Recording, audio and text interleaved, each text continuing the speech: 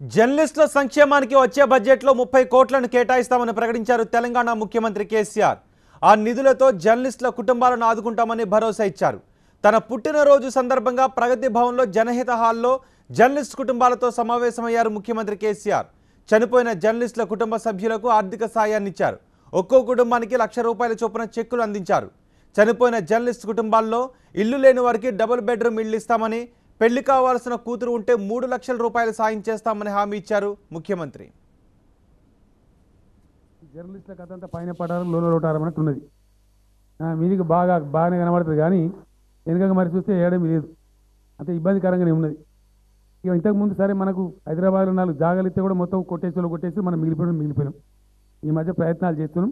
మన జర్నలిస్టులు కూడా కొంత జాగాలు ఇచ్చుకొని, కొంత ఇల్లు కట్టుకొని, కొంత గౌరవప్రదంగా ఉండేట్టుగా చేసుకుందామని చెప్పి హైదరాబాదు కొన్ని కార్పొరేషన్ నుంచి మొదలుపెట్టి కింది వరకు చేసే ప్రయత్నంలో ప్రభుత్వం ఉంది. ఆ పని జరుగుతూ ఉంది. ఒక మంచి మాట, నా పుట్టినరోజు కూడా ఉంది కాబట్టి ఈరోజు నేను ప్రకటన చేద్దామనేటువంటి నిర్ణయానికి వచ్చినాం. ఈ రాబోయే బడ్జెట్ 15-20 రోజుల్లో పెట్టబోతా ఉన్నాం. దానిలో మరో ₹30 కోట్ల శాంక్షన్ చేస్తా అని చెప్పి నేను మంజూరు చేస్తా ఉన్నా. ఆ నిధి సడన్గా 50 కోట్లకు పోతుంది. పోయినప్పుడు మనకు బాగా రక్షణ కవచం వస్తుంది. నేను ఇచ్చిన డబ్బు ఎంత బాగా ఉపయోగపడ్డదో ఇలా నా చేతితో నేనే చెక్కు ఇస్తూ నాకు చాలా సంతోషం కలిగింది. ఎందుకంటే దాన్ని సార్థకం కావాలి. రేపు ఈ గ్రామీణ వృత్తులు, ఈ రూరల్ ఎకానమీ స్టెరప్ అయితే, గ్రామాలు సంపన్నమైతే, ఏ గ్రామానికి ఆ గ్రామమే ఒక ధనిక గ్రామంగా తయారవుతుంది. ఆ గ్రామంలో ఎటువంటి ఆపద వచ్చినా, ఎటువంటి విపత్తు వచ్చినా ఎదుర్కొనే శక్తి, సామూహిక శక్తి ఆ గ్రామానికి వస్తుంది. మన ఆర్థిక పరిస్థితి, మన గ్రోత్ అంటే రఫ్గా చెప్పాలి మీకంటే, దొడ్డు లెక్క చెప్పాలంటే తెలంగాణ ఆదాయం సంవత్సరానికి 10 నుంచి 15,000 కోట్ల రూపాయల నగదు పెరుగుదల మనకు ఉంటుంది. 10,000 కోట్ల నుంచి 15,000 కోట్లు ఇండియాలో ఇది ఏ రాష్ట్రానికి ఉండేది.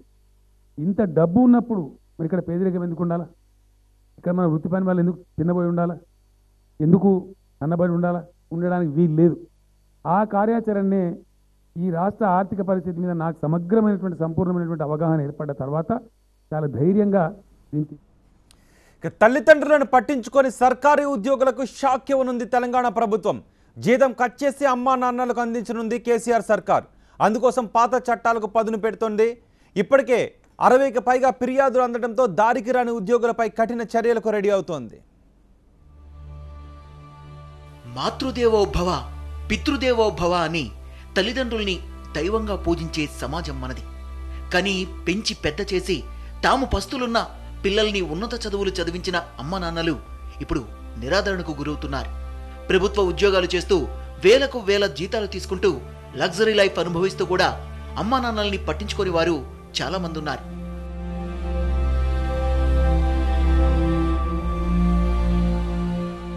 ప్రత్యక్ష దైవాలు నిరాదరణకు గురవుతున్న సంఘటనలపై తెలంగాణ సీఎం కేసీఆర్ స్పందించారు. చివరి దశలో అన్నం కూడా పెట్టడం లేదని అందిన ఫిర్యాదులకు ఆయన చలించిపోయారు. అందుకే అమ్మా నాన్నల్ని చూడని ప్రభుత్వ ఉద్యోగుల శాలరీ కట్ చేస్తామని హెచ్చరించింది తెలంగాణ ప్రభుత్వం. తాజాగా అసోం ప్రభుత్వం తీసుకున్న నిర్ణయం స్ఫూర్తిగా జీతాల కోతకు కసరత్తు మొదలుపెట్టింది. ప్రభుత్వ ఉద్యోగులైనటువంటి కొడుకులు కానీ కుమార్తెలు కానీ ఎవరు కూడా వారిని పట్టించుకున్నటువంటి పాపన పోతలేదు. కాబట్టి వారేమంటుండ్రంటే అటు కొడుకులు ఇవ్వకపోయి, ఇటు ప్రభుత్వం ఇవ్వకపోయే మేము ఎట్లా బతికేది అనేటువంటి ఒక మాట వస్తుంది. కాబట్టి దీని కొరకు మొన్న అస్సాం ప్రభుత్వం ప్రత్యేకంగా ఒక ఉత్తర్వు జారీ చేసి, ఇటువంటి వృద్ధాప్యంలో ఉన్నటువంటి యొక్క పేరెంట్స్, గవర్నమెంట్ ఎంప్లాయీస్ పేరెంట్స్ ఉన్నట్టయితే వారందరికి కూడా ఆ ప్రభుత్వ ఉద్యోగం నుంచి కనీసం ₹1,000 ఆ వృద్ధులకు చెందేటట్టుగా, తల్లిదండ్రులైనట్టయితే వృద్ధులకు వాళ్ళకు చెందేటట్టుగా ఉత్తర్వులు జారీ చేయడం జరిగింది. వృద్ధాప్యంలో తమను పట్టించుకోవడం లేదంటూ తెలంగాణ ప్రభుత్వానికి ఇంతవరకు 60కి పైగా ఫిర్యాదులొచ్చాయి. జిల్లా కార్యాలయాలతో పాటు ముఖ్యమంత్రి కార్యాలయానికి కూడా ఫిర్యాదులందాయి.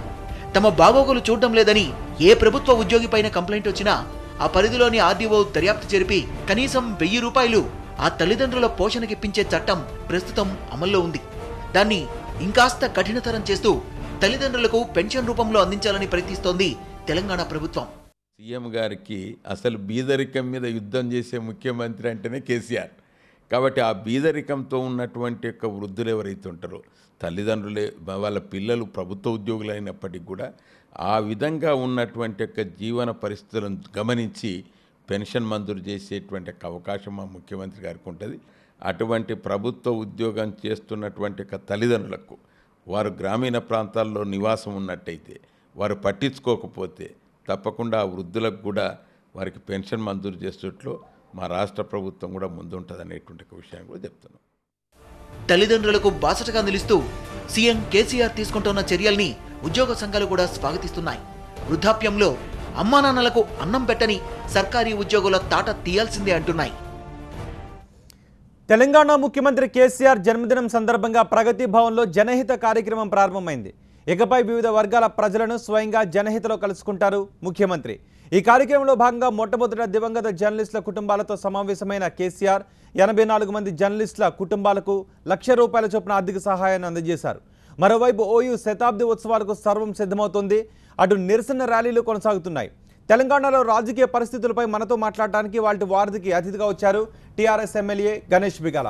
గణేష్ బిగాలతో మాట్లాడాలనుకునే వారు 1-877-7063116 అనే టోల్ ఫ్రీ నెంబర్కు కాల్ చేయండి, లేదా ఇంటర్నెట్ ద్వారా skype.com లాగిన్ అయి tv9.org అనే ఐడికి కనెక్ట్ కావాలి. వెబ్ క్యామ్కి యాక్సెస్ ఉన్నవారు మాత్రమే స్కైప్ను ఉపయోగించాలి.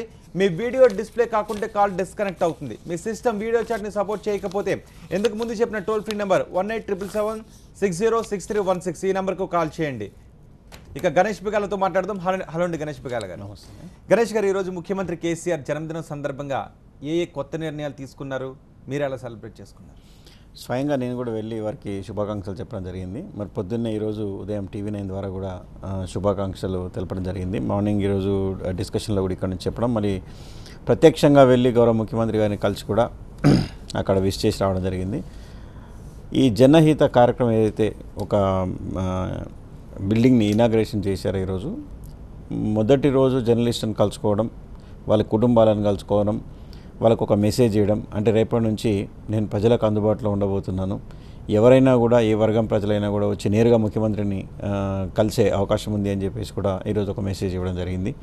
మరి ఈరోజే చాలా పెద్ద ఎత్తున తెలంగాణ వ్యాప్తంగా అన్ని జిల్లాల నుంచి ప్రజలు తండోపతండాలుగా వచ్చి మరి ముఖ్యమంత్రి గారిని ఉద్యమ నేత అని, తెలంగాణ రథసారథి అని, తెలంగాణ పిత అని రకరకాలుగా సంబోధించి మరి వారిని వచ్చి ప్రత్యక్షంగా కలుసుకొని మరి అభినందించడం జరిగింది. మరి ముఖ్యమంత్రి గారు కూడా చాలా సంతోషపడ్డారు. మరి ఈ తన మన పుట్టినరోజు సందర్భంగా జనహిత కార్యక్రమాన్ని మొదలుపెట్టడం కూడా చాలా సంతృప్తికరాన్ని ఇచ్చిందని చెప్పేసి మనం కూడా ఇందాక చూసినటువంటి విజువల్స్లో కూడా మనకు తెలుస్తూ ఉంది. జనహితలో ఎటువంటి సమస్యలు పరిష్కారం అవుతాయి? ఏ సమస్యలైనా సరే ఒక తెలంగాణ రెసిడెంట్ ఆఫ్ తెలంగాణ ఎవరున్నా కూడా ముఖ్యమంత్రి గారిని కలిసి తనకున్నటువంటి సమస్యల్ని వినిపించుకోవడానికి అవకాశం ఉంది. వారు తన పర్సనల్ సమస్యలు కావచ్చు, లేకపోతే తనకి జరిగినటువంటి అన్యాయం కావచ్చు, లేకపోతే కావాల్సినటువంటి ప్రభుత్వం నుంచి అందాల్సినటువంటి సహాయం కావచ్చు, ఇలాంటి ఏవైనా కూడా నేరుగా ముఖ్యమంత్రి గారితో చెప్పుకునేటటువంటి అవకాశం ఉంది. తప్పకుండా మరి ప్రజలు చెప్పినటువంటి కోరిక మనం చూసినాం. ముఖ్యమంత్రి గారిది ఎంత సహృదయమో మనకు తెలుసు, అందరికి కూడా తెలుసు. ఎవరైనా వస్తే తనే చెల్లించిపోయి స్వయంగా ముందుకొచ్చి వెంటనే తీర్చేటటువంటి ప్రయత్నం వారు చేస్తారు. ఎప్పుడు కూడా ఏ ప్రజలు తన ఇబ్బందులతో వస్తే కూడా వాళ్ళని బయటేసేటటువంటి ప్రయత్నం, అదేవిధంగా బయట వేయడం కూడా మనం చూసినాం. ఇంతకుముందు మీరు చెప్పినట్టు ఒక వార్త మీరు చెప్పారు. ప్రభుత్వ ఉద్యోగులు ఎవరైతే తల్లిదండ్రులను చూడడం లేదో మరి వాళ్ళ జీతం నుంచి కూడా కట్ చేసి మేము వాళ్ళ తల్లిదండ్రులకు ఇస్తామని కూడా చెప్పారు. మరి ఎవరికి రాని ఆలోచనలు ఇట్లాంటి వినూత్నమైన చాలా ఇలాంటి ఆలోచనలు కూడా మన ముఖ్యమంత్రి గారికి రావడం కూడా చాలా మంచి పరిణామం. ఎస్, ఈ జనహిత ద్వారా టీఆర్ఎస్ మరింతగా ప్రజల్లోకి వెళ్తుందని భావిస్తున్నారా? ఏ విధంగా టీఆర్ఎస్కి ఉపయోగపడుతుంది అనుకుంటున్నారు? చూడండి, ఎవరైనా కూడా ఒక అధినేత, ఒక రాష్ట్రానికి నేత, వారికి మనం చెప్పుకోవాలి. ఇప్పుడు కొన్నిసార్లు ఎమ్మెల్యేకి కూడా చెప్పుకుంటే సాటిస్ఫై కాని వాళ్ళు కొంతమంది ఉంటారు, మంత్రికి విన్నవించుకున్నా కూడా సాటిస్ఫై వాళ్ళు ఉంటారు. తీరని సమస్యలు కొన్ని ఉంటాయి. నేరుగా ముఖ్యమంత్రి గారికి చెప్పాలా అనుకునేటటువంటి వారు మరి వచ్చి ఆ అవకాశాన్ని సద్వినియోగపరచుకొని అక్కడికి చెప్పుకుంటే మా పని అవుతుంది అనేటటువంటి వాళ్ళు ఉంటారు. అంటే దేవుడు ప్రత్యక్షమైతే మన వరాలు ఈజీగా దొరుకుతాయి అన్నట్టుగా అదేవిధంగా వచ్చి మరి ముఖ్యమంత్రి గారిని కలిసి వారి గోడు చెప్పుకొని వాళ్ళ బాధలు తీరుతాయని చెప్పేసి ప్రజలు భావిస్తుంటారు. కాబట్టి వివిధ రకాలైనటువంటి ప్రజలు రాష్ట్ర వ్యాప్తంగా ఎవరికి ఏ ఇబ్బందులు ఉన్నా కూడా ఇంతకుముందు కూడా ముఖ్యమంత్రి కలిసేవారు. ఇప్పుడు దీన్ని ఒక మంచి ఒక బ్రహ్మాండమైనటువంటి బిల్డింగ్ని కట్టడం, దానికి ప్రజల సౌకర్యం కోసమే కట్టడం మరి రేపటి నుంచి కూడా ఈ రోజు నుంచే మొదలైంది. వాస్తవానికి ఈ రోజు నుంచే మొదలైంది. రేపటి నుంచి కూడా వివిధ సమస్యలతో ప్రజలు వస్తారు. తప్పకుండా ముఖ్యమంత్రి గారు వారి సమస్యల్ని తీరుస్తారని చెప్పేసి మేము భావిస్తాం. ఎవరైనా ముఖ్యమంత్రిని కలుసుకోవచ్చు అండి? ఇందులో అందరికీ సమాన అవకాశం ఉంటుందా? ఎవరైనా అండి, జనహిత అంటేనే ఎవరైనా కలవచ్చు. ఇంతకుముందు నేను చెప్పినట్టు రాష్ట్ర వ్యాప్తంగా దానికి కులాలు, మతాలు, సంఘాలు ఏమీ లేవు. ఎవరైనా కూడా రావచ్చు. ఎవరికి సమస్యలున్నా కూడా ముఖ్యమంత్రి అంటే అందరి వాడు, రాష్ట్రానికి అందరి వాడు. కాబట్టి ఈ రాష్ట్ర తెలంగాణ వ్యాప్తంగా ఎవరైనా ఏ సమస్యను పట్టుకొని రావచ్చు. అది ప్రభుత్వ పరిధిలో ఉంటే చేయగలిగేటప్పుడు. ఎందుకంటే కొన్ని ప్రభుత్వానికి వ్యతిరేకంగా ఉండొచ్చు, విరుద్ధంగా ఉండొచ్చు. అటువంటి సమస్యని ఎవరు కూడా తీర్చలేరు. కాబట్టి న్యాయబద్ధంగా, రాజ్యాంగబద్ధంగా ఉన్నటువంటి ఉంటే మాత్రం, ముఖ్యమంత్రి గారి పరిధిలో ఉంటే మాత్రం తప్పకుండా ముఖ్యమంత్రి గారు తీరుస్తారు. రోహిత్ కాలర్ ఉన్నారండి, మనోహర్ మినిసోటా నుంచి. మనోహర్ గారు మాట్లాడండి. హలో, నమస్కారం. నమస్కారం గణేష్ బిగాల గారు. నమస్తే అండి. హ్యాపీ బర్త్డే ఫర్ చంద్రశేఖరరావు గారి జన్మదినోత్సవాలు. ఆయన తెలంగాణ మంచి వర్దిల్లి తెలంగాణ అభివృద్ధి చేయాలన్న యొక్క కోరిక. ఒకటి వచ్చేసి మన తెలంగాణ వచ్చినాక ఖమ్మంకు పర్లేదు నీళ్ళు వచ్చినాయి. ఎప్పుడు వచ్చింది కాదు, వాళ్ళు చేసినా వచ్చినాయి, పర్లేదు. తర్వాత మహబూబ్ నగర్ ఎత్తిపోతల పథకంతో వనపర్తికి నీళ్ళు వచ్చినాయి. మిషన్ కాకతీయ ద్వారా చెరువులకు నీళ్ళు వచ్చినాయి. యాసంగి నేను 83లో చూసిన నా ఊర్లో నల్గొండ జిల్లాలో. ఇలా గుత్తా రెడ్డి గారు చెప్పింది అది నీళ్లు గిండి అక్కడంతా మాకు గుర్తు, చెరుకుపల్లి, చందంపేట అవన్నీ నాకు గుర్తు, మధ్య వరకు ఉన్నాను. అది ఇంకా కాలేదు, అది అయిండొచ్చు. కానీ ఆయన అయినట్టు చెప్పింది అది తప్పు. రెండుగానా ఈ డబుల్ బెడ్రూమ్ల ఇల్లు అంత సక్సెస్ అవుతుందా? అంత పెద్ద పెట్టుబడి. ఇందిరా ఇల్లు ఇంకా ఆగి ఉన్నాయి, వాటిని మీరు ఎందుకు సక్సెస్, దానికి ఇచ్చేసి ఫండ్ రిలీఫ్ ఇచ్చేసి దాన్ని ఇది కాకుండా మీరు ఎందుకు క్రెడిట్ తెచ్చుకోరు? ఇంకోటి మరి ఉద్యోగాల నోటిఫికేషన్ గురించి కోదండరామ్ గారు అంటున్నారు, దానికి ఎదురుదాడి చేసే వాళ్ళు కూడా అందరూ సహకరించారు కదా మా తెలంగాణ రావటానికి. మరి మీరు దాన్ని ఇది చేసుకుని నోటిఫికేషన్ 4000 ఉద్యోగాలు ఇచ్చినట్టుండ్రు. మరి మనకు ఏది ఫండ్ మిగిలిన దానికి మనం ఇప్పుడు అప్పులలో ఉన్నాం. మరి అప్పు ఎందుకు చేయవలసి వచ్చింది తెలంగాణ? ఎందుకంటే నేను తెలంగాణ అభిమాని, చిన్నప్పుడు కోరుకున్నాని, చంద్రశేఖరరావు పోరాడిండు, పర్లేదు అందరు ఇదైనారు. కాబట్టి తెలంగాణ గురించి పోరాడిన కూడా కలుపుకొని పోతే మంచిది కదా గణేష్ అన్న. ఎస్, సరే మనోహర్ గారు, మీరు చెప్పినట్టు ఈసారి వేసంగి పంట చాలా బ్రహ్మాండంగా ఉంది. ఎందుకంటే మా నాన్నగారు కూడా ఒక రైతు. ఎప్పుడు వేసే పంట కంటే కూడా ఈసారి చాలా ఎక్కువ వేసారు. దాదాపు ఒక 70 నుంచి 75 ఎకరాలు ఈసారి వేసంగి పంటనే వేయడం జరిగింది. సో నా కుటుంబంలోనే నాకు ఈ ఎక్స్పీరియన్స్ ఉన్నది కాబట్టి నాకు తెలుసు. అంటే ప్రతి సంవత్సరం తక్కువ వేసేది ఈసారి 75 ఎకరాలు వేయడం జరిగింది. మరి అదేవిధంగా మీరు ఉద్యోగాల గురించి మీరు ఎందుకు ఖండించరు కోదండరామ్ గారు మాట్లాడుతుంటే అన్నారు. అంటే ఖండించేటప్పుడు ఖచ్చితంగా ఖండించడం, అది కోదండరామ్ గారు కావచ్చు, మరొకరు కావచ్చు, అబద్ధాలు మాట్లాడి ఏదో ప్రభుత్వాన్ని నిలదీయాలి, మేము ప్రభుత్వాన్ని ఎండగట్టాలి, అయిన పోయిన మాటలు మాట్లాడాలంటే చూస్తూ కూడా ఊరుకోవడానికి ఎవరు సిద్ధంగా లేరు. తప్పకుండా మేము ధీటుగా సమాధానం ఇస్తూ ఉన్నాం. మరి ఉద్యోగాల విషయం కావచ్చు, లేకపోతే మీకు ప్రాజెక్టుల విషయం కావచ్చు, ప్రతిపక్షంలో ఉన్నటువంటి నాయకులు కానీ, లేకపోతే మీకు ప్రభుత్వం తప్పు చేసినట్టయితే చూపించేటటువంటి హక్కు వరకు ఉంది, ప్రజల పక్షాన నిలబడే హక్కు వరకు ఉంది. కానీ హక్కు మాకు ఉంది కదా అని చేసే ప్రతి పనిని తప్పుపడితే మాత్రం చూస్తూ ఊరుకోవడానికి మేము కూడా సిద్ధంగా లేం. ప్రతి మాటకి సమాధానం మేము ఇస్తూనే ఉన్నాం. ఒకవేళ మీకు నిజంగా మీరు ఒక ప్రొఫెసర్ అయ్యి మీకు ఒక తెలంగాణ వాదిగా, తెలంగాణ మీకు ఒక ముందు చూపు కనుక ఉంటే మీరు ప్రభుత్వానికి సూచనలు చేయండి, మేము కాదనట్లేదు, మేము తప్పు పట్టట్లేదు.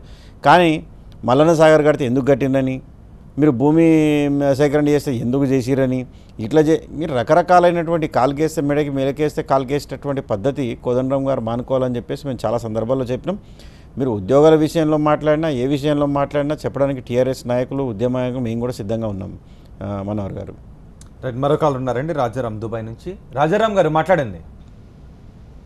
నా పేరు రాజారావు అండి, దుబాయ్ నుంచి మాట్లాడుతున్నాను. నమస్కారం అండి. నమస్తే రాజారావు. అదే ఈరోజు చంద్రశేఖరరావు గారు తీసుకున్న ఈ యొక్క నిర్ణయం చాలా చాలా మంచి నిర్ణయం అండి. అదే తల్లిదండ్రులకి తన పిల్లల జీతంలో కొంత సొమ్ము కంపల్సరీగా ఇవ్వాలనేసి. ఇంతకుముందు మన ప్రతి జాబుల్లోనూ కూడా ఈవెన్ ప్రైవేట్ ఇండస్ట్రీస్లో కూడాను తల్లిదండ్రులకు కంపల్సరీ ఇన్సూరెన్స్, మెడికల్ ఇన్సూరెన్స్ ఉండేదండి. ఈ మధ్యన అది తీసేశారు. దాని మీద కూడా దృష్టి పెట్టి చేసినట్లయితే ఇంకా బాగుంటుందని నా ఉద్దేశం అండి. అది నెంబర్ 1 క్వశ్చను. నెంబర్ 2 క్వశ్చన్ ఏంటంటే, సత్య గారికి నేను స్పెషల్గా ధన్యవాదాలు తెలపాలనుకుంటున్నాను. ఎందుకంటే ఈ యొక్క వారధి కార్యక్రమాన్ని రివైజ్ చేసి మన ఆంధ్రప్రదేశ్లో ఉన్న వాళ్ళకి కూడా దీనిలో పార్టిసిపేట్ చేసేందుకు అవకాశం కలిగించినందుకు నెంబర్ 1. నెంబర్ 2 ఏంటంటే, దీన్ని ప్రోగ్రామ్ని 11:30కి షిఫ్ట్ చేసి అది మన ఆంధ్రాలో కానీ తెలుగు ప్రజలు చూసేయడానికి అవకాశం కల్పించినందుకు అది నెంబర్ 2గా నేను ధన్యవాదాలు తెలుపుకుంటున్నాను. ఇదే విషయాన్ని నేను కొంతకాలం క్రితం ఆయనకి నేను సూచించడం జరిగింది. అందు గురించి నేను చాలా థ్యాంక్స్ చెప్తున్నాను. Thank you. ఓకే, చాలా సంతోషం బ్రదర్. మీరు ఏదైతే ముఖ్యమంత్రి గారు తీసుకున్నటువంటి నిర్ణయాన్ని మీరు అభినందిస్తూ ఉన్నారో, ఎందుకంటే ఇట్స్ హ్యూమన్ టచ్. మీది ఎవరో చెప్పి ఎవరో చేసుకోవాల్సినటువంటి పరిస్థితి కాదు. పరిస్థితులను క్షుణ్ణంగా పరిశీలించినటువంటి ముఖ్యమంత్రి కేసీఆర్ గారు మరి నిజంగా కన్న తల్లిదండ్రులనే చూడడం లేదు అంటే, వారు పనిచేసి అలసిపోయినటువంటి వయసులో వాళ్ళు కనిపెంచి వారిని చదివిపించి వారి ఉద్యోగాలు వచ్చే వరకు కూడా చూసుకొని వాళ్ళ పెళ్ళిళ్ళు చేసి అన్ని చేసినటువంటి తల్లిదండ్రులను కూడా వాళ్ళని చూసుకోవడం లేదనే ఉద్దేశం వారికి దృష్టికి వచ్చింది కాబట్టి ఇది ఒక మానవతా దృక్పథంతో తీసుకున్నటువంటి నిర్ణయం. మరి అదేవిధంగా ఉద్యోగ సంఘాలు కూడా వాడిని స్వాగతిస్తున్నామని చెప్పేసి ఈ నిర్ణయాన్ని చెప్పడం కూడా చాలా సంతోషకరం. ఇట్లాంటి ఎవరికి రాను అంటే 29 మంది ముఖ్యమంత్రులు ఉన్నారు, ఎవరికి రాని ఆలోచనలు మన ముఖ్యమంత్రి గారికి రావడం అంటే, ఒక చెల్లెలు మా సోదరిమణులు కానీ ఏ ఆడబిడ్డ కూడా బిందెలు పట్టుకొని రోడ్ల మీదకి ఎక్కొద్దని చెప్పేసి దాంట్లో భాగంగానే మిషన్ భగీరథ కూడా పెట్టడం, ఇట్లాంటి వినూత్నమైనటువంటి కార్యక్రమాలు చేయడం వల్లనే ది బెస్ట్ సీఎం ఆఫ్ ఇండియాగా మరి వారికి అభినందించడం కూడా జరిగింది. వారికి కొత్త రాష్ట్రం అయినప్పటికీ కూడా ఇలాంటి ఆలోచనలతో ముందుకు పోతున్నారు కాబట్టి మరి ప్రధానమంత్రి గారు కూడా అభినందించడం మనకు తెలుసు బ్రదర్. రైట్. ఓయూ శతాబ్ది ఉత్సవాలకి ఏర్పాట్లు ఎలా జరుగుతున్నాయి?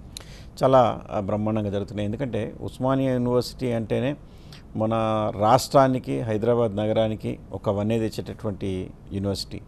మన యూనివర్సిటీలో చదువుకున్న వాళ్ళు ప్రపంచవ్యాప్తంగా అంటే సైంటిస్టులు అయ్యారు, అదేవిధంగా ఐఏఎస్లు అయ్యారు, ఐపీఎస్లు అయ్యారు. ఇప్పుడు మేము ఎక్కడ ఏ దేశానికి పోయినా కూడా వాళ్ళు గర్వంగా చెప్తూ ఉంటారు, X student of Osmania university అని చెప్పేసి. అంటే చదువుకున్న వాళ్ళు ఆ క్యాంపస్కి ఉన్నటువంటి ప్రత్యేకత రాష్ట్రంలో ఇంకా ఏ క్యాంపస్ కూడా లేదు. ఒక యునైటెడ్ ఆంధ్రప్రదేశ్గా ఉన్నప్పుడు కూడా ఉస్మానియా యూనివర్సిటీకి ఉన్నటువంటి చరిత్ర కానీ, ఉస్మానియా యూనివర్సిటీకి ఉన్నటువంటి ఆ స్టాండర్డ్ కానీ ఏ యూనివర్సిటీగా లేదు. ఇప్పుడు అక్కడ చదువుకున్నటువంటి విద్యార్థులు, పూర్వ విద్యార్థులు కూడా చాలా ఉత్సాహంగా ఉన్నారు. మేమందరం మా కాలేజ్ కానీ మా యూనివర్సిటీ కానీ మేము ఉత్సవాలు చేసుకోబోతున్నాం అని చెప్పేసి ఇప్పటికే ముఖ్యమంత్రి గారు కూడా స్పెషల్ బడ్జెట్ ఇవ్వడం, అదేవిధంగా రాష్ట్రపతిని కూడా ఆహ్వానించడం కూడా ఢిల్లీకి స్వయంగా వెళ్ళి మనం చూసాం. మరి రాష్ట్రపతి కూడా వచ్చే అవకాశం ఉంది. కని విని ఎరగని రీతిలో ప్రభుత్వం చాలా ప్రతిష్టాత్మకంగా తీసుకొని ఈ కార్యక్రమాన్ని చేపట్టబోతుంది. మరో కాల్ ఉన్నారండి, గులాం సౌదీ నుంచి. గులాం గారు మాట్లాడండి. సార్ నమస్తే. సార్ నమస్తే గులాం గారు, చెప్పండి. సార్ ఈరోజు తెలంగాణ ప్రభుత్వం తీసుకున్న నిర్ణయం చాలా మంచి నిర్ణయం సార్. గతంలో కూడా చాలా తెలంగాణ ప్రభుత్వం ఏదైతే ముస్లింని పెళ్లికి సాయం చేయడం, అలానే రిజర్వేషన్ గురించి చాలా మంచిగా పోతుంది సార్. మేము ఒక తెలంగాణ వాళ్ళంగా ఇక్కడ సౌదీలో ఉన్న అయితే ఇక్కడ ఎవరిని అడిగినా సార్ వేరే రాష్ట్రం వాళ్ళు ఎక్కడ అంటే హైదరాబాద్ అంటే చాలా వాళ్ళు అదే మాట్లాడుతున్నారు సార్. ఎందుకంటే మీ దగ్గర గవర్నమెంట్ చాలా బాగా చేస్తుంది ముస్లిమ్స్కి, ఇంకా వేరే అదర్ వాళ్ళకైనా సరే. సార్ కేసీఆర్ గారు ఖచ్చితంగా 2019లో భారీ మెజారిటీతో గెలుస్తారు సార్. ఇలా తిరుగులేదు సార్ కేసీఆర్ గారికి. ఇంకా మంచి నిర్ణయాలు ఇంకా తీసుకోవాలని మనస్ఫూర్తిగా కోరుకుంటున్నాం. ఇంకోటి సార్, ఈరోజు కేసీఆర్ గారు పుట్టినరోజు తరపున ఆయనకు జన్మదిన శుభాకాంక్షలు sir. Thank you sir. Ghulam గారు, చాలా సంతోషం. మరి ముఖ్యమంత్రి గారికి మీ తరపున తప్పకుండా మేము శుభాకాంక్షలు చెప్తాం. అదేవిధంగా మీరు ఏదైతే చెప్పారో మైనారిటీ సోదరుల కోసం తీసుకొచ్చినటువంటి మన షాదీ ముబారక్ కావచ్చు, అదేవిధంగా దావతే ఇఫ్తార్ కావచ్చు, మౌజమ్ అండ్ ఇమాంలకి ఏదైతే నెలకు జీతభత్యాలు ఇవ్వడం కావచ్చు, గౌరవ వేతనం ఇవ్వడం కావచ్చు, ఇవన్నీ కూడా మైనారిటీ సోదరులు చాలా అభినందిస్తూ ఉన్నారు. ఎందుకంటే మొన్న నా నియోజకవర్గంలో నిజామాబాద్ పట్టణంలో 480 ఈ పెళ్ళికి చెందినటువంటి పేదల పెళ్ళిళ్ళకి చెందినటువంటి కళ్యాణ లక్ష్మి కావచ్చు, షాదీ ముబారక్ కావచ్చు ఇచ్చినట్టయితే దాంట్లో 280 మైనారిటీ సోదరులు ఉపయోగించుకోవడం చాలా సంతోషకరం, చాలా సంతృప్తిగా ఉన్నారు. ఎందుకంటే ప్రభుత్వం ఇచ్చేటటువంటి పెన్షన్స్ కావచ్చు, ఓల్డేజ్ పెన్షన్స్ కావచ్చు, విడో పెన్షన్స్ కావచ్చు, ఇప్పుడు ఒంటరి మహిళ కూడా ఉన్నటువంటి ఈ పెన్షన్స్ కూడా ఇప్పుడు రాబోతూ ఉన్నాయి త్వరలో. అదేవిధంగా షాదీ ముబారక్ ఏదైతే కార్యక్రమాన్ని ప్రభుత్వం ప్రతిష్టాత్మకంగా చేపట్టిందో 51,000 రూపాయలతోని, అంటే ఆడబిడ్డ అంటే మాకు బరువు కాదు అనే ఉద్దేశంతో గర్వంగా పెళ్లి చేసి పంపించేటటువంటి కార్యక్రమం కావచ్చు. అదేవిధంగా మన దావతే ఇఫ్తార్ అనే కార్యక్రమాన్ని రంజాన్ మాసంలో తీసుకోవడం, రంజాన్ పండగప్పుడు ప్రతి నియోజకవర్గంలో ఒక 1000 మందికి బట్టలు పంచడం, అదేవిధంగా కడుపు నిండా భోజనం పెట్టడం, ఇవన్నీ కూడా చేసి మరి ప్రభుత్వం గర్వంగా ఈ కార్యక్రమాన్ని చేపట్టింది. మరి స్వయంగా ముఖ్యమంత్రి గారు హైదరాబాద్లో పాల్గొనడం, మరి ఎమ్మెల్యేలందరం కూడా మేము కూడా మా నియోజకవర్గాల్లో ఈ దావత్ ఇఫ్తార్ కార్యక్రమాన్ని కూడా చేపట్టడం, మైనార్టీలందరినీ కూడా మేము గౌరవిస్తూ ఉన్నాం ఈ ప్రభుత్వం. మరి అదేవిధంగా 2019 ఎలక్షన్లో మీరు బ్రహ్మాండమైనటువంటి మెజార్టీతో గెలుస్తారని చెప్పేసి మీరు ఇచ్చినటువంటి మీ ధైర్యానికి కూడా మేము ధన్యవాదాలు తెలుపుతున్నాం సోదర. మరో కాలర్ ఉన్నారండి, సత్య కోవైట్ నుంచి. సత్య మాట్లాడండి. నమస్కారం అండి గణేష్ గారు. ముందుగా కేసీఆర్ గారికి, తెలంగాణ ముఖ్యమంత్రి కేసీఆర్ గారికి జన్మదిన శుభాకాంక్షలు అండి. ఆయనకి ఇటువంటి పుట్టినరోజులు ఇంకా జరుపుకొని కోరుకుంటున్నాం.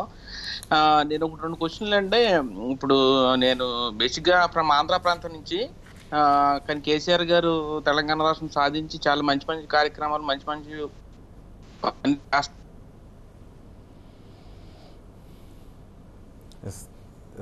తెలంగాణ ముఖ్యమంత్రి చేపడుతున్న సంక్షేమ పథకాల గురించి ఆయన ప్రశంసిస్తున్నట్టుగానే కనిపిస్తుంది.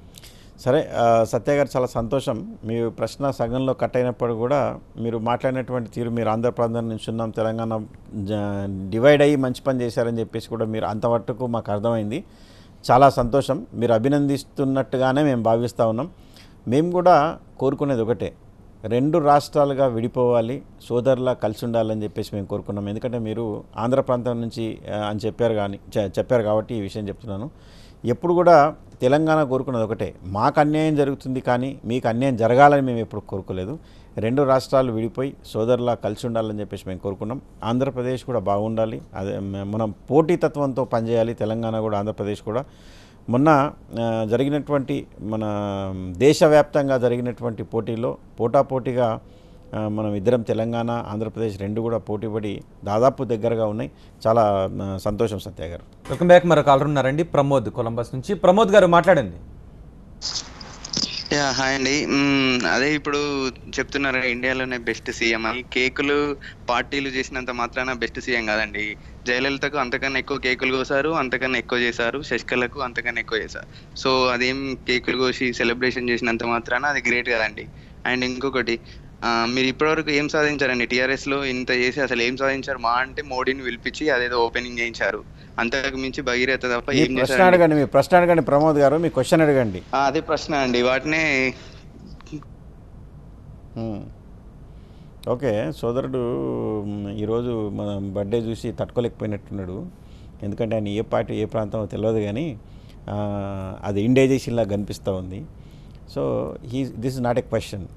మీరు జయలలిత కూడా కట్ చేశారంటే, రాజకీయంలో ఉన్నప్పుడు ప్రతి ఒక్కరికి అది సాధ్యం, అది ఇట్స్ బట్ న్యాచురల్. ఎవరు అధికారంలో ఉన్నా, ఎవరు ఇది ఉన్నా కూడా పుట్టినరోజులు చేయడం కానీ, అభినందించడం కానీ, ఇలాంటి కార్యక్రమాలు అది సర్వసాధారణం. ఏం చేశారు అని అంటే, మరి సోదరు టైం ఉందని చెప్పేసి మరి వారధిలోకి వచ్చినట్టు కనిపిస్తూ ఉంది. అది కాదు, మీరు ఫాలో అవ్వండి. తెలంగాణ వచ్చిన తర్వాత, టీఆర్ఎస్ ప్రభుత్వం ఏర్పడిన తర్వాత మీకు మిషన్ కాకతీయ కానీ, మిషన్ భగీరథ కానీ, ఇంతకుముందు చెప్పినట్టు మీకు ఓల్డేజ్ పెన్షన్స్ కానీ, షాదీ ముబారక్ కానీ, కళ్యాణ లక్ష్మి కానీ, మీకు ఇప్పుడు ఈ గొర్రెల పెంపకం కానీ, మేకల పెంపకం కానీ, చేపలు ఇవ్వడం కానీ, అంటే రాష్ట్రంలో చాలా కార్యక్రమాలు ఈ ప్రభుత్వం చేపట్టింది. మరి అవన్నీ కూడా కనిపించకుండా ఏదో ఎవరో చేశారు, మరి ఇంకేం చేశారని చెప్తున్నారు. ఇప్పుడు చెప్తుంటే మీకు ఈ గంట సమయం కూడా సరిపోదు బ్రదర్. మీరు కరెక్ట్గా మీరు న్యూస్ ఫాలో కండి. పాయింట్, మీరు పిన్ పాయింట్ ద క్వశ్చన్. మీరు ఇది చేశారా, మీరు ఇది చేయలేదా అంటే I can able to answer you properly. మీరు ఏం చేశారు అని అంటే చెప్తే మీకు గంట కూడా సమయం సరిపోదు. కాబట్టి టీఆర్ఎస్ ప్రభుత్వం చాలా చేసింది, అందుకోసమే ప్రజలు బ్రహ్మరథం పడుతూ ఉన్నారు. మీకు ఒకటే ఒక ఉదాహరణ, తెలంగాణ వచ్చిన తర్వాత టీఆర్ఎస్ ప్రభుత్వం అధికారంలోకి వచ్చిన తర్వాత చాలా ఉప ఎన్నికలు వచ్చినాయి. మామూలుగా ఒక ప్రభుత్వం అధికారంలోకి వచ్చిన తర్వాత ఒక 2 ఎలక్షన్స్ వస్తే అవి ఫేవరబుల్గా ఉంటాయి. దాని తర్వాత వస్తే ఒకవేళ ప్రభుత్వం మీద నిరాశ చెందినట్టయితే అవి యాంటీగా వస్తాయి రిజల్ట్స్. కానీ ఎక్కడ కూడా టీఆర్ఎస్ ప్రభుత్వాన్ని యాంటీగా రాలేదు. మీరు నగరాల్లో వచ్చినా, మీకు రూరల్లో వచ్చినా, ఎమ్మెల్యే ఎలక్షన్స్ వచ్చినా, ఎంపీ వచ్చినా, ఎమ్మెల్సీ వచ్చినా, జిహెచ్ఎంసీ ఎలక్షన్స్ వచ్చినా కూడా ప్రతి ఒక్క కార్పొరేషన్, ప్రతి ఒక్క ఎలక్షన్ కూడా టీఆర్ఎస్ పార్టీ గెలిచింది. కాబట్టి ప్రజలందరూ కూడా ప్రభుత్వానికి మద్దతుగా ఉన్నారు. ప్రభుత్వం కూడా చాలా కార్యక్రమాలు చేపట్టిందనడానికి ఇదొక ఉదాహరణ ప్రమోద్. సంక్షేమ అభివృద్ధి కార్యక్రమాలను అమలు చేయడంలో ఇతర రాష్ట్రాలతో పోల్చుకుంటే తెలంగాణ ఏ స్థాయిలో ఉందని చెప్తారు? తెలంగాణ చాలా బ్రహ్మాండమైనటువంటి స్థాయిలో ఉంది. కనీ విని ఎరగని రీతిలో. అంటే ఈరోజు కూడా ఉదయం డిబేట్ జరిగింది. ఒక్కొక్క కమ్యూనిటీని తీసుకొని, అంటే వాళ్ళ కులవృత్తి ఏంటి, వాళ్ళు ఏం చేయగలుగుతారు, అంటే 1 కోటి గొర్రెలు ఏదైతే టార్గెట్ గౌరవ ముఖ్యమంత్రి గారు పెట్టుకున్నారో ఆ విషయంలో మీరు చూసినట్టయితే ఒక తెలంగాణలో ఉన్నటువంటి కుర్మ కులస్తులు కానీ, మన యాదవ్స్ కానీ వీళ్ళందరూ కూడా గొల్లోళ్ళు అంటాం మా దగ్గర. వీళ్ళ కులవృత్తే ఈ గొర్రెలు కానీ, మేకలు కానీ పెంపకం. వాళ్ళకి ప్రభుత్వం మద్దతు పలికి, ప్రభుత్వం నుంచి వాళ్ళకి లోన్స్ ఇచ్చి, వాళ్ళకి డబ్బులు ఇచ్చి, మేత వేసుకోవడానికి కూడా వాళ్ళకు ఒక ప్రోత్సాహం అందించి, అదేవిధంగా చేపల పెంపకం కోసం, అంటే బేస్తా వాళ్ళు అంటాం, వాళ్ళని గంగపుత్రులు అంటాం ఇక్కడ, వాళ్ళకు చేపల వృత్తి చేయడం, 40 కూడా ఫ్రీగా సప్లై చేసి వారికి ప్రోత్సాహం అందించడం. అదేవిధంగా నాయి బ్రాహ్మణులు ఏదైతే మీకు హెయిర్ కట్ సెలూన్స్ ఉన్నాయో వాళ్ళు ఒక పిటిషన్ పెట్టుకున్నారు, మాకు డొమెస్టిక్ టారిఫ్ ఇవ్వండి, మా కమర్షియల్ అయినప్పుడు కూడా డొమెస్టిక్ టారిఫ్ ఇవ్వండి అని చెప్తే వాళ్ళని ఎంకరేజ్ చేయడం కోసం ఒక కమర్షియల్ టారిఫ్ని కూడా డొమెస్టిక్గా మార్చడం. మరి అదేవిధంగా రజకులు ఎవరైతే బట్టలు ఉతికేది ఉందో వాళ్ళకు కూడా దోపిఘాట్లను కట్టేయడం కూడా, ఇట్లా రకరకాలుగా ప్రతి ఒక్క ఎవరైతే మీకు ప్రతి ఒక్క కులము, ప్రతి ఒక్క మతాన్ని కూడా మరి గౌరవించడం, మరి వాళ్ళ కులవృత్తుల్ని కూడా ప్రోత్సహించడం, ఇవన్నీ కూడా తెలంగాణ ప్రభుత్వం చేస్తూ ఉంది. ఎవరికి రాని వినూత్నమైనటువంటి ఆలోచనలు కేసీఆర్ గారికి రావడం, దాంట్లో మేము భాగస్వాములు కావడం కూడా చాలా గర్వంగా ఉంది. మరొక కాల్ ఉన్నారండి, చక్రి లండన్ నుంచి. చక్రి గారు మాట్లాడండి. చక్రి గారు, మన ఉస్మాన్ శతాబ్ది ఉత్సవాల సందర్భంగా మేము కొంచెం ఈ యూనివర్సిటీకి కొంచెం ఫండింగ్ ఎక్కువ కావాలని మా కోరిక అండి. ఎందుకంటే యూనివర్సిటీలో సమస్యలు చాలా ఉన్నాయి 100 years నుంచి. ఈ యొక్క హాస్టల్స్ యొక్క పరిస్థితి బాగలేదు. అదేవిధంగా యూనివర్సిటీలో ఉన్న స్టాండర్డ్స్ తగ్గిపోతున్నాయి. కొత్త కోర్సులు అనేవి నేటి పరిస్థితికి అనుగుణంగా కోర్సులు రావాలని కోరుకుంటున్నాము. అదేవిధంగా ఈ లెక్చర్స్ కూడా కొంచెం వాటికి సంబంధించిన వాటికి ఈ నాన్ బోర్డర్స్ ఇష్యూ ఒకటి, ఇవన్నీ సాల్వ్ చేయడానికి యూనివర్సిటీకి కొంచెం ఫండింగ్ అనేది కొంచెం ఎక్కువ ఇవ్వాలని మేము ఈ యొక్క కేసీఆర్ గవర్నమెంట్ కోరుతున్నామండి. Okay okay Chakri garu, Chakri garu old student of alumni of Osmania university లాగా కనిపిస్తూ ఉన్నారు. వాళ్ళు అడుగుతున్నటువంటి మాట వాస్తవం. ఎందుకంటే కాలేజీలు చాలా పాతగా అయిపోయినాయి, బిల్డింగ్లు చాలా పాతగా అయిపోయినాయి, ఫండింగ్ ఇవ్వాలి, డెవలప్ చేయాలని చెప్పినటువంటి మాట చాలా నిజమైనప్పటికీ, నేను ఉస్మానియా యూనివర్సిటీలో చదువుకోలేదు రోహిత్, కానీ అక్కడ చాలామంది మిత్రులు అక్కడ చదువుకున్న వాళ్ళు ఉన్నారు. నేను అక్కడ వెళ్ళినప్పుడు అక్కడ ఆర్ట్స్ కాలేజ్ కానీ, అక్కడ పరిసరాలు కానీ, అక్కడ అన్నీ చూస్తుంటే నిజంగా అక్కడ చదువుకోవాలనేటటువంటి అనుభూతి మాకు కలిగేది. అంటే మేము నిజంగా అదృష్టం లేదు, మేము ఉస్మానియా యూనివర్సిటీలో చదువుకునే అదృష్టం లేదని చెప్పేసి కూడా మేము చాలాసార్లు ఫీల్ అయ్యేవాళ్ళం. మరి ప్రభుత్వం ఒక ప్రతిష్టాత్మకంగా తీసుకొని ఈ ఉత్సవాలను జరిపిస్తూ ఉంది. కేవలం ఈ ఉత్సవాలను జరిపించి చేతులు దులుపుకోవడమే కాకుండా ఒక ప్రత్యేకమైనటువంటి నిధులు ఇచ్చి ఇదొక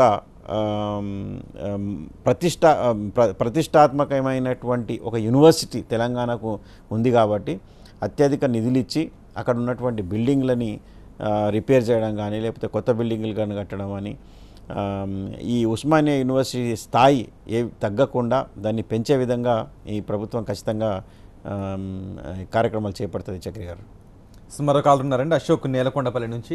అశోక్ గారు మాట్లాడండి. హలో, చెప్పండి అశోక్ గారు. నమస్తే సార్. నమస్తే అండి. ముందుగా కేసీఆర్ గారికి జన్మదిన శుభాకాంక్షలు అండి. నమస్తే, చెప్పండి. తర్వాత యాదవులకి, కురుములకి మీరు చేస్తున్నటువంటి గొర్రెల పథకం చాలా బాగుంది సార్.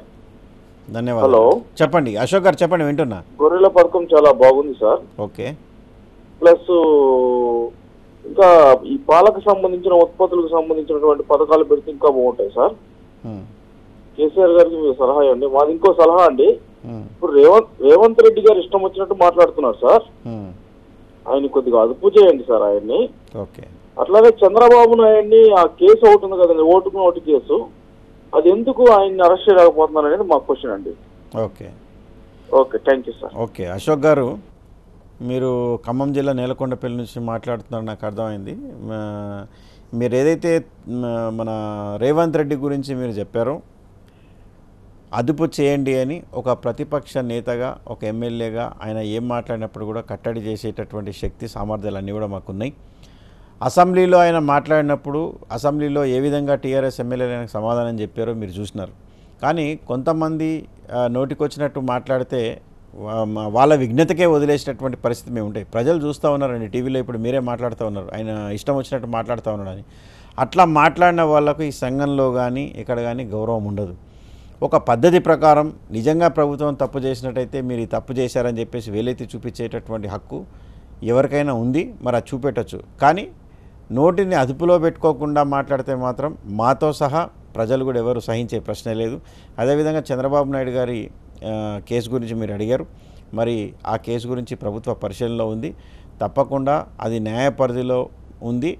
ఆ న్యాయ పరిధిలోనే దాన్ని విచారణ జరిగిన తర్వాత దాని మీద శిక్షణ ఇంకోట అనేది కోర్టులు పరిశీలిస్తాయి. సోదరా, అసలు ఓయూలో కనీస అవసరాలు తీర్చకుండా శతాబ్ది ఉత్సవాలు నిర్వహించడం ఏంటని కొంతమంది ఆందోళన చేస్తున్నారు. వారికి మీరు ఇచ్చే సమాధానం ఏంటి? ఇది మాట అవాస్తవం అండి, ముమ్మాటికి అవాస్తవం. ఎందుకంటే ఇంతకుముందే చెప్పినట్టు ప్రతిష్టాత్మకంగా తీసుకొని తెలంగాణ ప్రభుత్వం, అంటే తెలంగాణ ప్రభుత్వం కేవలం ప్రతిష్టాత్మకం కాదండి, యూనివర్సిటీ కూడా చాలా ఒక ఓల్డెస్ట్ యూనివర్సిటీ. ఈ స్వర్ణోత్సవాలు చేసుకుంటాం అంటే దానికి ఉన్నటువంటి చరిత్ర కానీ దాన్ని ఉన్నటువంటి చదివినోళ్ళు కానీ ఇవంతా కూడా చాలా ప్రాముఖ్యత ఉంది. ఎట్టి పరిస్థితిలో దాన్ని విస్మరించడం కానీ దాన్ని పట్టించుకోకపోవడం కానీ, నేను ఇంతకుముందే చెప్పిన, మన ఒక చక్రి గారు మాట్లాడినప్పుడు, మన యుఎస్ నుంచి మాట్లాడినప్పుడు నేను చెప్పడం కూడా జరిగింది. కేవలం దులుపుకునే చర్యగా తెలంగాణ ప్రభుత్వం చేపట్టట్లేదు, ప్రతిష్టాత్మకంగా తీసుకొని చేపడతా ఉన్నాం. కాబట్టి కేవలం దీనికి నిధులే కాదు, యూనివర్సిటీ కూడా స్పెషల్గా నిధులు ఇచ్చి డెవలప్మెంట్ ఆలోచనలో తెలంగాణ ప్రభుత్వం ఉంది. రైట్, మరో కాలర్ ఉన్నారండి, ఉదయ్ డాలస్ నుంచి. ఉదయ్ గారు మాట్లాడింది.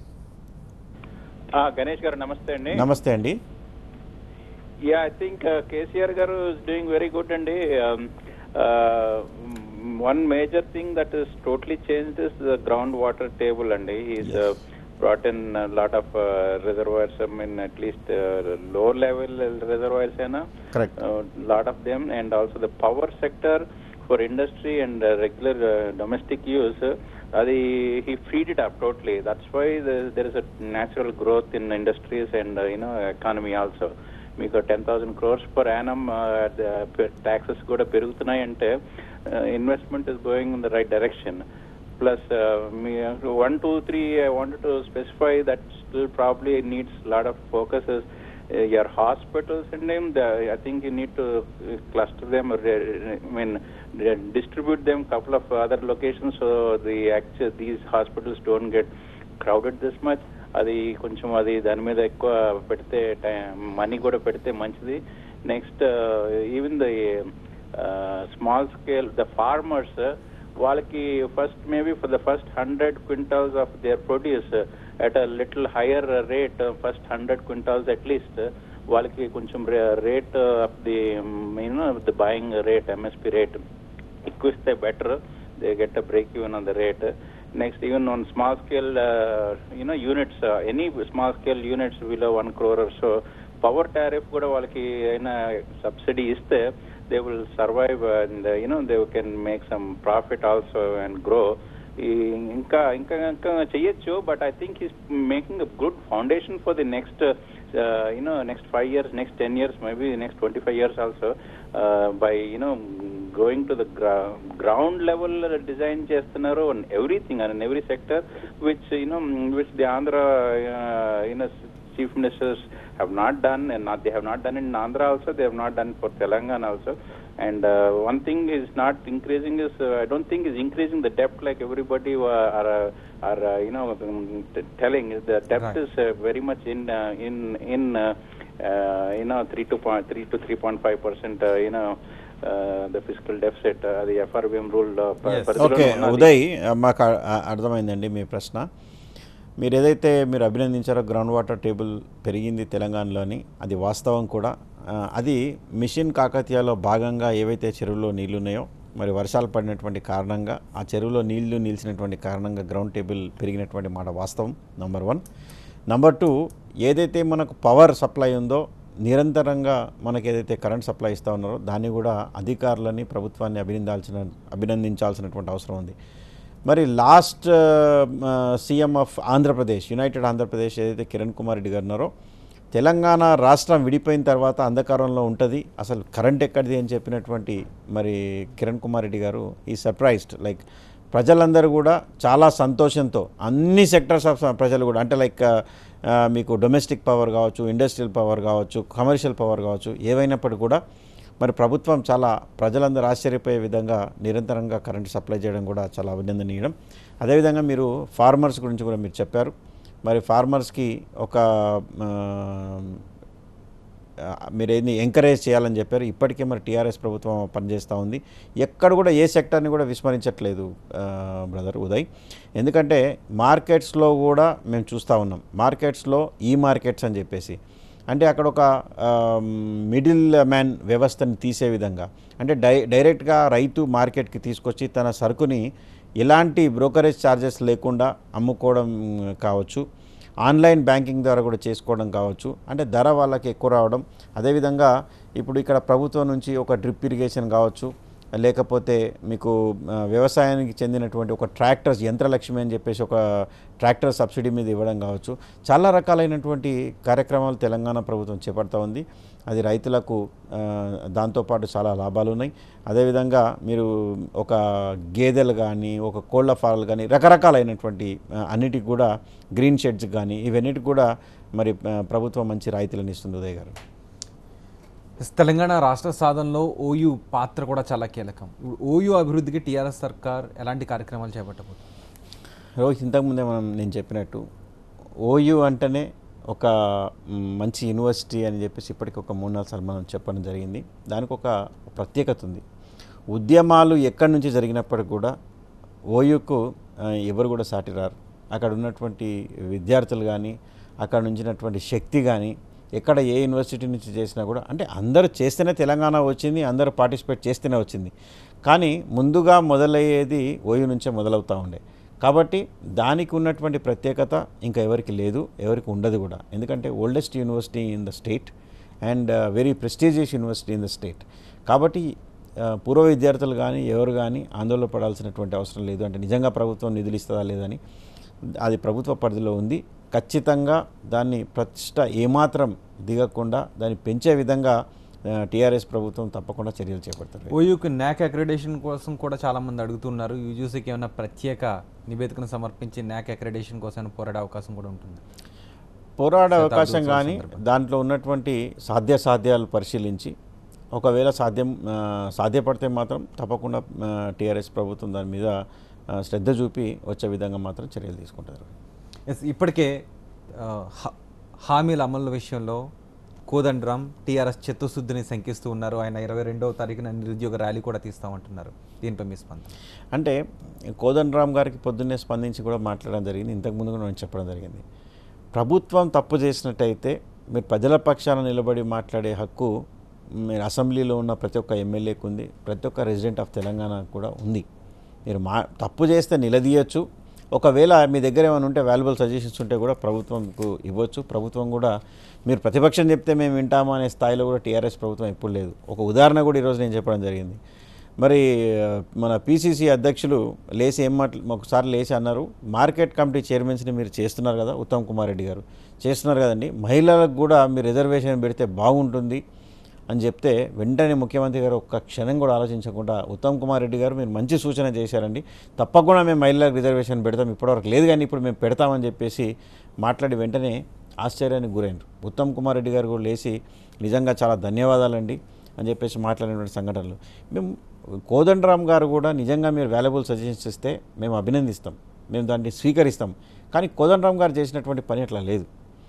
మీరు ఏ ప్రాజెక్టును కట్టినా ఈ ప్రాజెక్టు తెలంగాణకు ఏ విధంగా ఉపయోగపడుతుంది అని చెప్పేసి, ప్రాజెక్టులు కడితే మీరు భూసేకరణ చేస్తారా, రైతులను మీరు రోడ్డు మీదకి ఇడుస్తారా? అంటే ఇంతకుముందు కట్టినటువంటి ప్రభుత్వాల్లో ప్రాజెక్టులు ఆకాశంలో కట్టలేదు కదండి.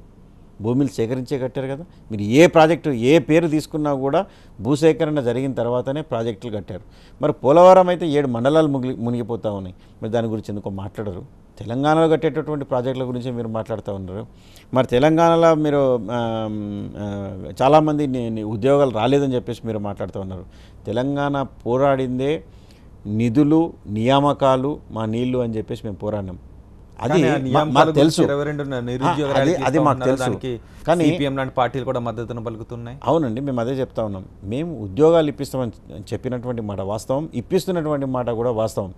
దాంట్లో ఒక 20 లక్షల మంది మీరు ఉద్యోగస్తులు ఉంటే వాళ్ళని రెచ్చగొట్టి, మీకు ఉద్యోగాలు రావట్లేదని చెప్పేసి రెచ్చగొట్టి మీరు ఎవరికి ఏజెంట్గా పనిచేస్తున్నారో, ఎవరి ఏజెండాతో పనిచేస్తున్నారో తెలంగాణ రాష్ట్ర ప్రజలందరికీ కూడా తెలుసు.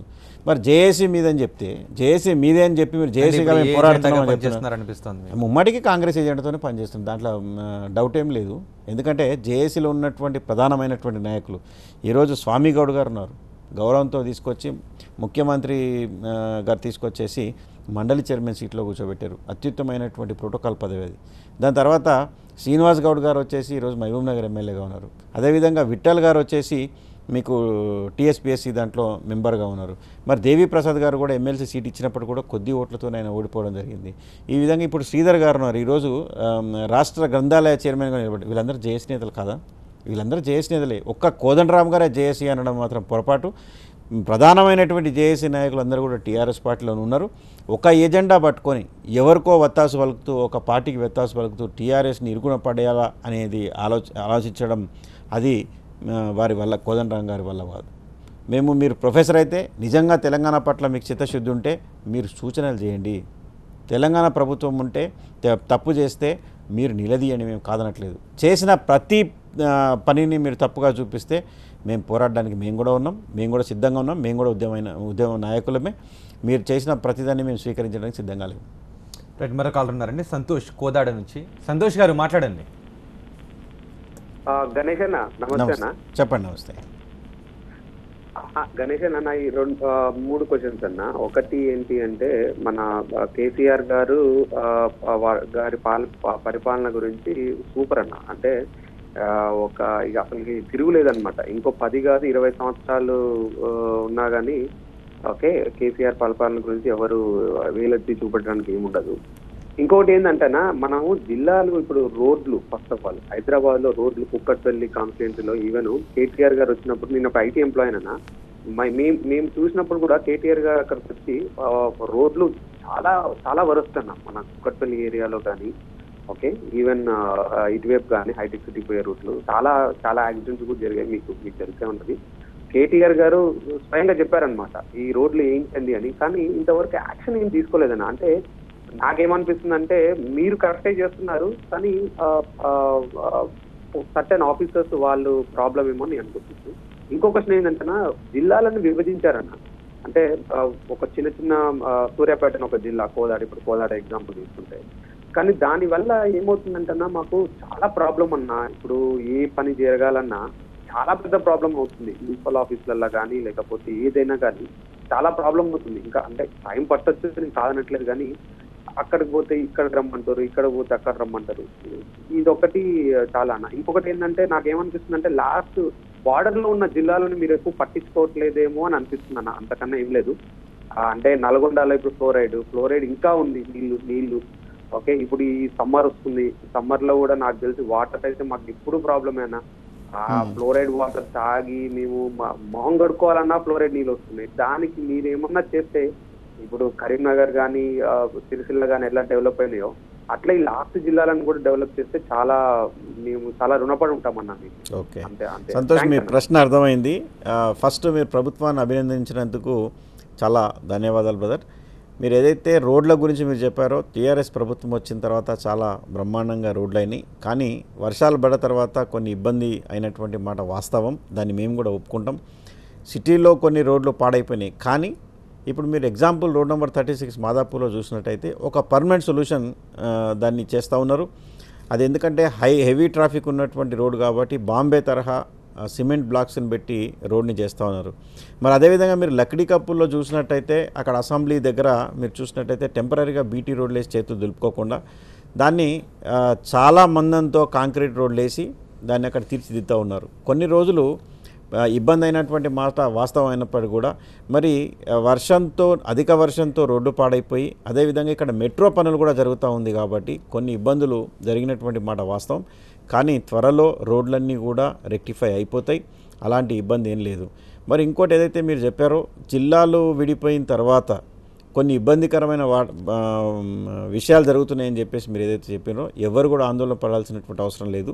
ఎందుకంటే రాష్ట్రం విడిపోతేనే ఎలాంటి ఇబ్బంది జరగలేదు. అంటే చిన్న చిన్న పొరపాటు జరుగుతాయి, ఈ ఆఫీస్ అక్కడ పోయింది, ఆఫీస్ ఇక్కడ పోయింది అనేటటువంటి విషయాలు జరుగుతాయి. కానీ ఎన్ని జిల్లాలు అయినప్పుడు కూడా అన్నీ కూడా తెలంగాణలో ఉన్నాయి. అదేవిధంగా మీరు ఇంకోటి కోదాడ మాకు చివరికి అయిపోయింది, మమ్మల్ని పట్టించుకోలేరు అని అంటున్నారేమో బ్రదర్. అలాంటి సందేహాలు మీకు అవసరం లేదు. కోదాడ అయినా కూడా తెలంగాణలో భాగమే. మీకు అట్లాంటి వ్యత్యాసం మన తెలంగాణలో ఉండదు. ఖచ్చితంగా ప్రజలకు అనువుగా ఉండాలనే ఉద్దేశంతో, అంటే అందుబాటులో ఉండాలి, ఆఫీసెస్ అందుబాటులో ఉండాలి, పరిపాలన బాగా అందాలనే ఉద్దేశంతోనే మరి గౌరవ ముఖ్యమంత్రి గారు నిర్ణయాన్ని తీసుకున్నారు. మరి ఈ 4 రోజులు మీకు ఇబ్బంది అయినప్పటికీ, మీరు కొంత కన్ఫ్యూజ్ అయినప్పటికీ కూడా రాబోయే కాలంలో మీకు మంచి జరుగుతుంది తప్ప, మీకు ప్రజలకు ఇబ్బంది కాకుండా ఉంటుంది తప్ప మరొకటి కాదు. అశోక్, గణేష్ గారు, మెట్రో వర్క్స్ వల్ల ప్రజలు చాలా ఇబ్బందులు పడుతున్నారు. చాలా చోట్ల పరుగులు పెట్టే మెట్రో రైల్లో ఇప్పుడు పరిగెడతామని ఆశగా కూడా ఎదురు చూస్తున్నారు. ఈ కళ ఎప్పటికి నెరవేరుతుందండి? అంటే నాకు తెలిసి ఇప్పుడు జూన్లో ప్రపోజ్ చేసినట్టున్నారు. కొంత ఏరియా నాగోల్ నుంచి మరి సికింద్రాబాద్ వరకు అనుకుంటాను, మరి జూన్లో నడపాలని చెప్పేసి ఒక ప్రయత్నం జరుగుతూ ఉంది. అది నేను వార్తల్లో కూడా చూశాను, పేపర్లో కూడా చూశాను. ఆ ఇన్ఫర్మేషన్ నాకుంది. అంటే డ్యూరింగ్ ఎనీ కన్స్ట్రక్షన్ కొంచెం ఇన్కన్వీనియన్స్ జరగడం మాత్రం వాస్తవం.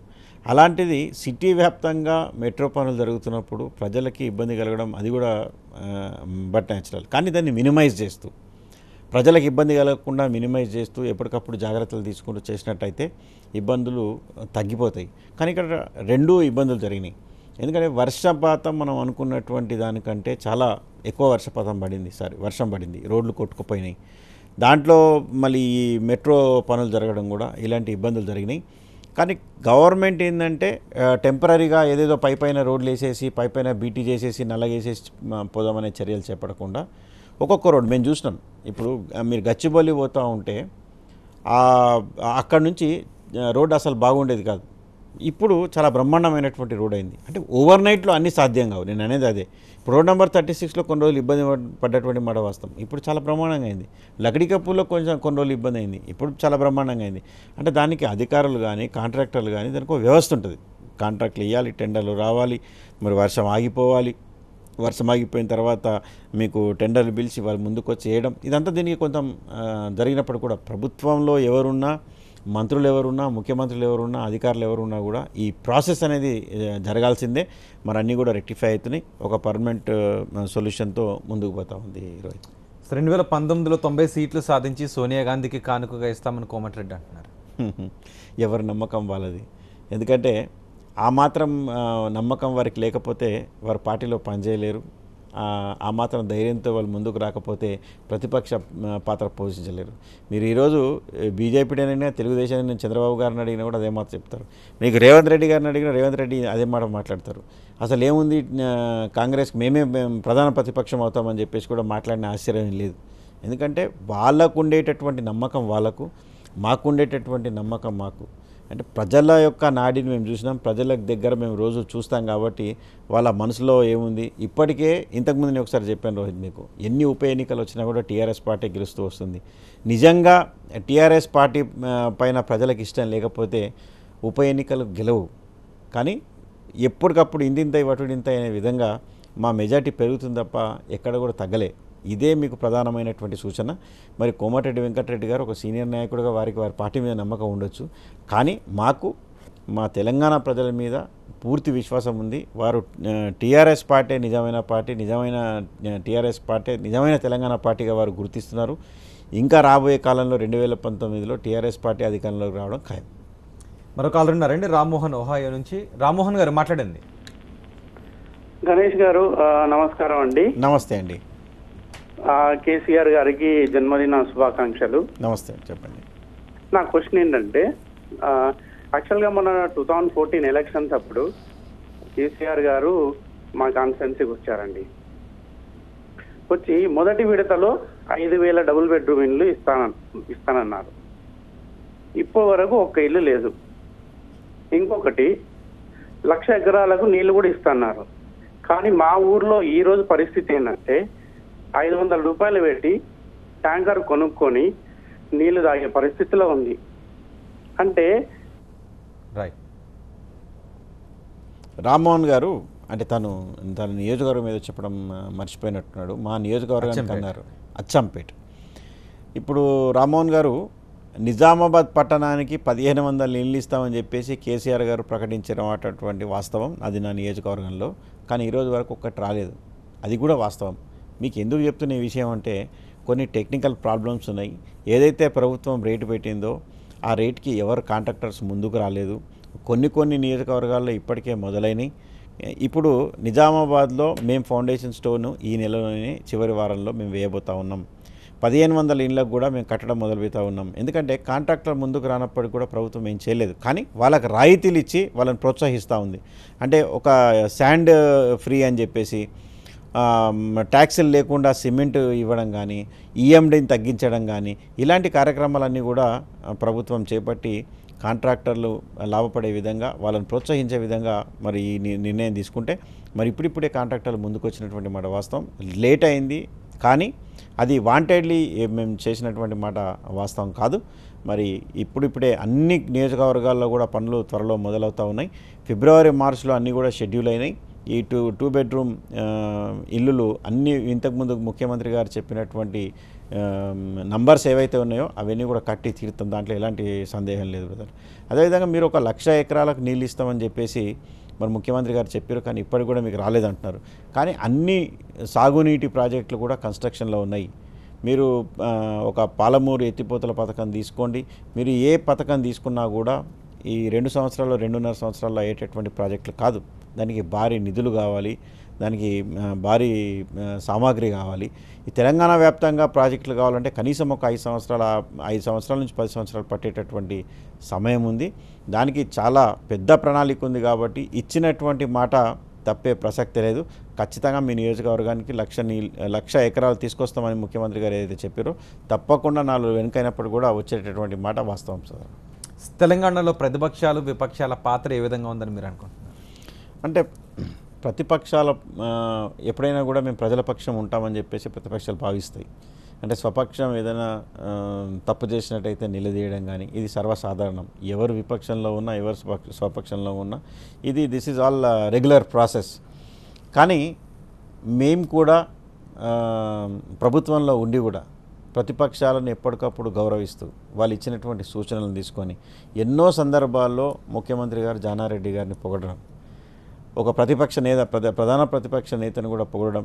గౌరవ జానారెడ్డి గారు చాలా సీనియర్ నాయకులు, మీకు అన్ని విషయాలు తెలుసు, మీరు సూచనలు చేయండి అంటే ప్రతి దానికి కూడా ఒక ఆల్ పార్టీ మీటింగ్ పెట్టడం. అన్ని పార్టీలు నారాయణ అంటున్నారు 50% హామీలు పూర్తయితే పాదాభివందనం చేస్తాను కేసీఆర్కి అని. ఎక్కడున్నాడు నారాయణ ఎక్కడున్నాడు? అసెంబ్లీలో ఉన్నాడా లేకపోతే ఎక్కడున్నాడు? అంటే ఇప్పుడు చూడట్లేదా, వార్తలు చూడట్లేదా, లేకపోతే ఇచ్చినటువంటి మేనిఫెస్టో చదవలేదా?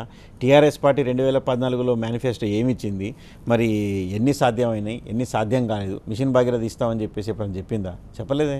మేము ఇచ్చామా లేదా? మిషన్ కక్కతి అని చెప్పినాం, చెప్పలేదే. మరి ఇచ్చినామా లేదా? మరి ఇలాంటి కార్యక్రమాలు చేసుకుంటూ పోయినాం. ఇప్పుడు పెన్షన్ ఇస్తామని చెప్పామండి, అంటే ఓల్డ్ ఏజ్ పెన్షన్ ఇస్తామని చెప్పాం, వికలాంగులకు పెన్షన్ ఇస్తామని చెప్పినాం, కానీ సింగిల్ ఉమెన్కి ఇస్తామని ఎక్కడ చెప్పలే. కానీ ఈరోజు మాలాంటి నాయకులు పోయి ముఖ్యమంత్రి గారి దృష్టిలో పెట్టి, సార్ మేము ప్రజల్లోకి పోయినప్పుడు ఇలాంటి మాకు సూచనలు వస్తూ ఉన్నాయి, మరి వాళ్ళకు భర్త ఉండి కూడా లేనటువంటి పరిస్థితి ఉంది, వాళ్ళకి డెత్ సర్టిఫికేట్ తేలినటువంటి పరిస్థితి ఉంది, పిల్లల బాధ్యత కూడా వాళ్ళ మీద ఉంది అని చెప్తే వారు అర్థం చేసుకొని ముందుకు వచ్చినటువంటి మాట వాస్తవం కదా. మరి ఇవన్నీ నారాయణ గారికి ఎందుకు అనిపించట్లేదు? నిరంతరంగా కరెంట్ వచ్చినటువంటి మాట వాస్తవం కదా. మరి ఏ విధంగా అయితే మీకు రాష్ట్రానికి అసలు ఐటీ పరిశ్రమలు తరలిపోతాయి, అసలు పరిశ్రమలే రావనుకున్నటువంటి సమయంలో మరి ఈరోజు ఇక్కడికి పరిశ్రమలు రావడం లేదా, మరి ఐటీ కంపెనీలు రావడం లేదా? మరి ఇవన్నీ వచ్చిన తర్వాత కూడా మీరు అసలు హామీలే మీరు ఇది చేయట్లేదంటే మీరు మేనిఫెస్టో తీసుకొని ముందర పెట్టుకోండి నారాయణ గారు. టీఆర్ఎస్ ప్రభుత్వం నుంచి ఎవరు ఒక ఎమ్మెల్యే కాదు, మీరు ఉద్యమ నాయకుడు ఎవరిని పెట్టినా కూడా మీతోని మాట్లాడడానికి సిద్ధంగా ఉంటాం. రైట్. పౌర సేవలను సులభతరం చేయడంలో కానీ లేదంటే సంక్షేమ పథకాలను అభివృద్ధి పథకాలను అమలు చేయడంలో కానీ తెలంగాణ ప్రభుత్వం చాలా ముందుందని చెప్తున్నారు. రాబోయే రోజుల్లో ఎలాంటి తెలంగాణను చూడబోతున్నారు? అంటే మా దగ్గర ఉన్నటువంటి డైనమిక్ మినిస్టర్స్ లైక్ ఇప్పుడు ఐటీ మినిస్టర్ కేటీఆర్ గారు కావచ్చు, అదేవిధంగా హరీష్ రావు గారు కూడా కావచ్చు. ఇవాళ డైనమిజం వారికి వారే సాటి. మరి దేశవ్యాప్తంగా ప్రపంచవ్యాప్తంగా కూడా మాకు పేరు వస్తుంది అని అంటే ఇట్లాంటి మంత్రులు ఉండడం, వీరన్నీ కూడా ఒక ముందు చూపుతో ఒక డైనమిక్ డిసిషన్స్ తీసుకోవడం. కానీ ఇప్పుడు మీరు పౌర సరఫరా ప్రతి ఒక్కటి కూడా ఆన్లైన్ చేయడం. మరి కేటీఆర్ గారు అయితే ఐటీలో కానీ, మీరు ఒకవేళ మన సివిల్ సప్లైస్లో కానీ ప్రతి దగ్గర తనకున్నటువంటి నైపుణ్యంతో పెట్టడం కానీ, అదే హరీష్ రావు గారు అయితే మార్కెటింగ్ని మార్కెటింగ్ అది మార్కెట్ మినిస్టర్ కాబట్టి మార్కెటింగ్ చేయడం కానీ మొదలు నిజామాబాద్లోనే చేసిండ్రు. అంటే రైతులకు అది అందుబాటులో ఉండే విధంగా, వాళ్ళు లాభపడే విధంగా మార్కెటింగ్ చేయడం, ఇవన్నీ కూడా మరి ఈ ప్రభుత్వానికే సాధ్యమైందంటే ఒక నిక్కచ్చిగా ఒక రాష్ట్రాన్ని మనం వేరి కోరి తెచ్చుకున్నాం. దాన్ని దేశంలో ప్రథమంగా నిలబెట్టాలనే ఉద్దేశంతో మనందరూ కూడా పనిచేస్తూ ఉన్నారు. అంటే వీళ్ళిద్దరే మంచులను కాదు, మా మంత్రులందరూ కూడా చాలా బ్రహ్మాండంగా పనిచేస్తూ ఉన్నారు. మా క్యాబినెట్లో ఉన్నటువంటి ప్రతి ఒక్క మంత్రి కూడా ఒక సైనికుడుగా, ప్రతి ఎమ్మెల్యే కూడా ఒక సైనికుడుగా పనిచేస్తూ ఉన్నాడు.